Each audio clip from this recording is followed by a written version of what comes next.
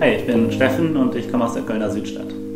Hallo, ich bin Christine und ich wohne in Ehrenfeld. Ja, für die Burgerbrötchen brauchen wir erstmal Kartoffeln. Für jedes Brötchen eine große Kartoffel. Zunächst muss man die Kartoffeln natürlich schälen und dann auf einer großen Reibe reiben. Dann gibt man Salz, Pfeffer und Muskatnuss hinzu. Dazu kommen noch gewürfelte Zwiebeln und eigentlich muss man dann noch Ei hinzugeben. Ich habe leider zuerst das Mehl hinzugegeben und dann die Eier. Alles muss dann miteinander durchgeknetet werden. Ja, und fertig ist die Teigmasse. Nun muss man genügend Öl zum Frittieren in der Pfanne erhitzen. Für jeden Riefkocher gibt man nun einen guten Klecks der Masse in die Pfanne und muss es natürlich dann zur gegebenen Zeit wenden. Wenn der Riefkocher fertig ist, muss man den auf Küchentüchern abtropfen lassen. Als erstes werden die Zwiebeln geschält und in feine Ringe geschnitten. Dann wird die Petersilie gehackt.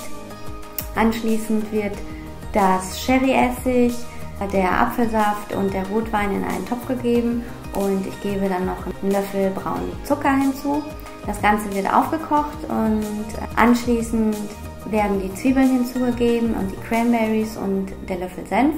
Das Ganze wird circa eine Stunde lang gekocht. Am Ende wird das Ganze mit Salz und Pfeffer abgeschmeckt und die Petersilie wird hinzugegeben. Jetzt kommen wir zum Hauptakt, den Burgerfrikadellen Ruth und Wies.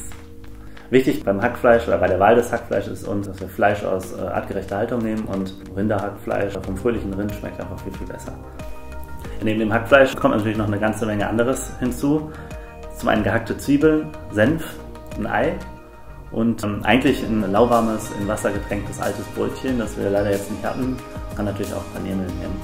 Die ganze Chose muss dann ordentlich durchgeknetet werden, bis sich eine richtig schöne Hackfleischmasse ergibt, die wir dann zu Burgerfrikadellen formen können.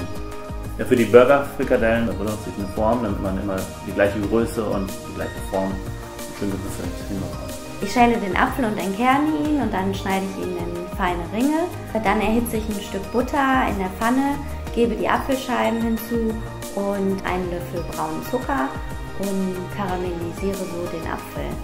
Jetzt geht es daran, die Burgerfrikadellen zu braten. Dazu erhitzen wir erstmal eine gusseiserne Grillpfanne, fügen ein Stückchen Butter hinzu. Wenn schön brutzelt, kommen die Burgerfrikadellen dazu. Kurz vor Schluss kommt das Ruth und Wies hinzu. Das Ruth, das ist das Cranberry-Zwiebelchutney, das wir zuvor zubereitet hatten. Und das Wies, das ist eine schöne Scheibe Ziegenkäse. Jetzt wird angerichtet. Zuerst der Teller, dann der Riefkocher, darauf ein Salatbett aus Feldsalat, den karamellisierten Apfel, darauf das Burger Patty. Auf dem Burger Patty, da kommt natürlich das Ruth und Wies und obendrauf wird das Ganze abgerundet mit einem weiteren Riefkocher.